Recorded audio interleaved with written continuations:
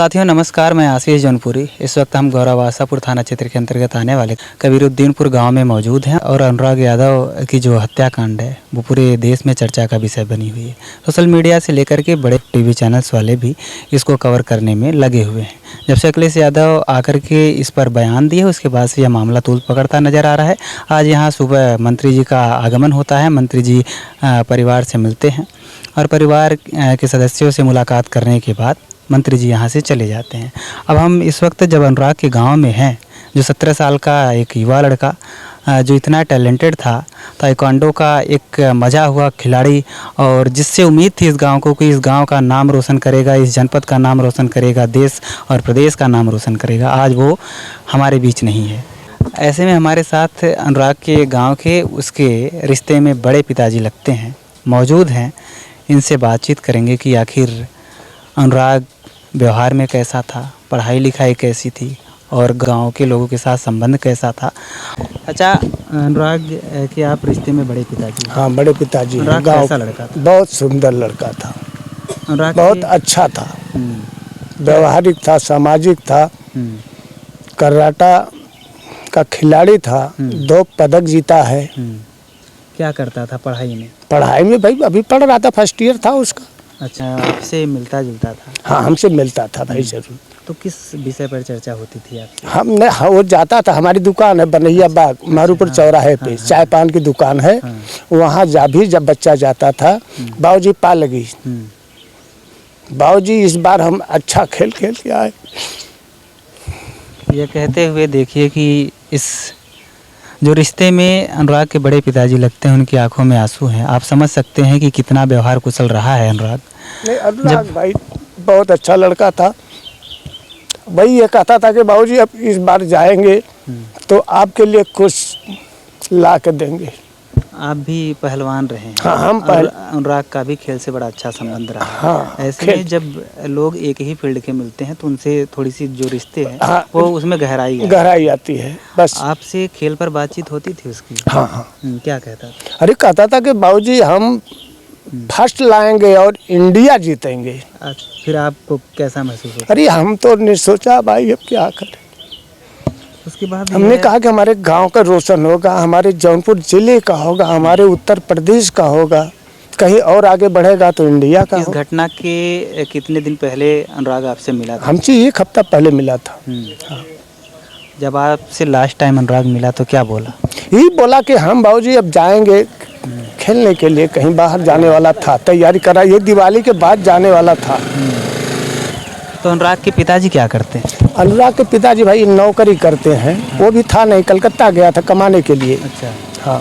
अनुराग के घर में और कितने सदस्य हैं? और अनुराग के घर में 5 बहनें हैं, 1 माँ है। मामला क्या था? इसमें थोड़ा जमीन का विवाद था, लेकिन उस बच्चे से कोई मतलब नहीं था, जो ना उसके पिता से भी था। उनका भाई ठीक है, जो लेना ले लो, वो दे दिया था। उधर जो घेराबंदी की हो गया था। अब इसमें बताइए, वो ब्रश कर के निकल रहा था, पीछे से वार कर दिए। बताइए इसमें कौन सा हम क्या कहें, आप क्या कहेंगे या गांव वाला क्या कहेगा? कितना मानते हैं कि प्रशासन भी जिम्मेदार है, क्योंकि 40 सालों का यह मामला है। हाँ? अगर 40 सालों में कोई निपटारा नहीं हुआ तो कहीं ना कहीं प्रशासन पर भी सवाल उठेंगे। बिल्कुल भाई, प्रशासन अगर चाह लिया होता तो ऐसा होता ही नहीं। अब अनुराग अब इस परिवार का तो एक ही था, अकेले था, दीप था और वह बुझ गया। बस वही बुझ गया। अब कौन है, किसके लिए क्या किया जाए? आप लोग क्या चाहते हैं कि? भैया हम तो यही सोचेंगे कि भाई देखिए, जो ऐसा वारदात किया है उसको कड़ी से कड़ी सजा दिया जाए। वारदात करने में कितने लोग शामिल थे, क्या आपको पता? उसमें 5-6 लोग थे। हाँ, उसमें मारा तो एक है। हथियारों की बरामदगी दिखाई जा रही है। काफी हथियार भी बरामद हुए हैं। 5 तलवार, पिस्टल वगैरह भी, 2 पिस्टल, 1 कट्टा और बम कहाँ से लाए? बम बनाते थे क्या? अब बनारस से लाया था, कहाँ से लाया था ये नहीं बनाते थे क्या? अच्छा, झारखंड से लाया था। अच्छा, वो बम यहाँ नहीं मिलता। तो इसके बाद जब यह घटना हो गई, इसके बाद जब प्रशासनिक अधिकारी आए, प्रशासनिक अधिकारी जब आए तो उनसे बातचीत हुई होगी? बातचीत हुई, लोगों से मिले भी सब लोग गांव के सारे लोग एकत्रित हुए होंगे। एकत्रित हुए हैं, मौके पे गए किस हैं। तरीके की बातें की गई, क्या आश्वासन दिया गया? उसमें सब असलाह पकड़ा गया। अब प्रशासन हथियारों का पूरा जखीरा बरामद हुआ। हाँ हाँ।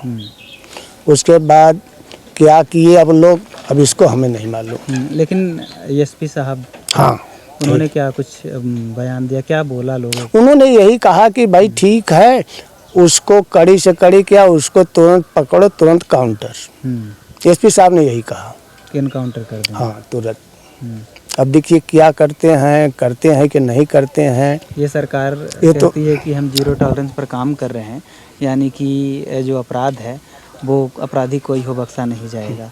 तो बताया जा रहा है कि इनकी जो ज़मीनें हैं, जो इन्होंने अपनी बिल्डिंग तैयार कर रखी है और वो अवैध तरीके से कब्जा अवैध ढंग से है, उस पर भी मांग हुआ है, कुछ पर बुलडोजर, तुरंत बुलडोजर चलवाइए, उसको गिरवाइए।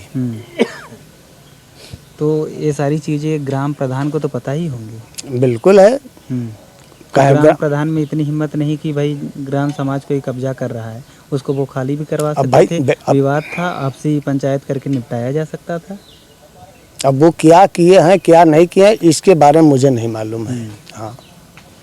तो साथियों, आपने देखा कि ये अनुराग के पड़ोसी हैं और रिश्ते में उनके बड़े पिताजी लगते हैं। अनुराग इनकी दुकान पर जाता रहता था। अनुराग व्यवहार कुशल लड़का था। जब भी जाता इनको हमेशा बड़का बाबूजी हाँ इस शब्द के साथ संबोधित करता था और तमाम चीज़ों पर चर्चा करता था, क्योंकि ये अपने समय में पहलवान रहे हैं और जब लोग खेल से जुड़े होते हैं तो उनकी भावना भी बहुत जल्दी से एक दूसरे के साथ जुड़ती है। तो अनुराग जब इनसे मिलता था, इनका सम्मान करता था। ये भी उससे पूछते थे कि किस तरीके से खेल में आगे बढ़ना है, आगे क्या करना चाहते हो, तो इस पर वो चर्चा करता था। इन्होंने बताया कि किस तरीके का उसका व्यवहार था और समाज में किस तरीके से वो रहता था। लेकिन आज 17 साल के उस लड़के की, जो देश का भविष्य हो सकता था, निर्मम हत्या कर दी गई है तलवार के दम पर, यानी कि एक तलवार से उसके गर्दन को अलग कर दिया गया है और सर कलम कर दिया गया है। ऐसे में जब आप उसके परिवार वालों से मिलेंगे तो आप भी भावुक हो जाएंगे और आपकी आंखों में आंसू, जो आपके अश्रु हैं, वो गिरते रहेंगे, क्योंकि इस तरीके की घटना तब होती थी जब देश में संविधान नहीं हुआ करता था, सारी चीज़ें थी, जब प्रशासन का डर नहीं हुआ करता था और कुछ जो मजबूत होते थे, धन बल से मजबूत होते थे, तो वो इस तरीके के कृत्य करते थे। आज अगर यह चीज़ फिर से देखने को मिल रही है तो मुझे लगता है कि इसमें प्रशासन भी जिम्मेदार है, साथ ही साथ लोगों में नैतिकता और जो मानवीय मूल्य है उनका ह्रास भी देखने को मिल रहा है। और यही रीज़न है कि अब जब ये चीज़ें हम नहीं मानेंगे तो होता है कि इंसान पशुवत व्यवहार करने लगे, राक्षसी व्यवहार करने लगे, तो फिर वो उसको संज्ञा आप राक्षस की दे सकते हैं। खैर, प्रशासन अपने तरीके से इस पर काम करे और मैं चाहूँगा कि इस परिवार को, पीड़ित परिवार को न्याय मिले और साथ ही साथ ऐसे ही कोई और घटना अगर हो तो ज़रूरी है कि जब इस तरीके का विवाद है तो गांव वाले आपसी विवाद को खुद ही सुलझाने का प्रयास करें, क्योंकि प्रशासन तब आती है जब इस तरीके का काम हो जाता है। पुलिस तब आएगी जब घटना हो जाएगी, और उसके पहले तो आप थाने पर जाएंगे, रिपोर्ट FIR वगैरह आपकी फाड़ कर फेंक दी जाएगी या नहीं होगी, क्योंकि सामने वाली पार्टी मजबूत होती है। हमने तो बहुत लोगों को देखा है, इस एज में भी हमने अपने पैरों पर गिरते हुए तमाम बुज़ुर्गों को देखा है कि भाई हम कानपुर से आए हैं, लखनऊ में तमाम अधिकारी से मिलना है उनको, 30-30 पन्ने का वो तमाम एप्लीकेशन लेकर के आते हैं, पूरा पुलिंदा बात कर, फिर वो कहते हैं कि हमें न्याय चाहिए। तो फिर लगता है कि कानून व्यवस्था जो है वो सिर्फ कागज़ों में अच्छी है। कहते हैं आपकी फ़ाइलों में गांव का मौसम गुलाबी है, मगर ये आंकड़े झूठे हैं, ये दावा किताबी है। खैर, इसी एक अदम गोंडवी की शेर के साथ मैं आप सबसे विदा लूँगा।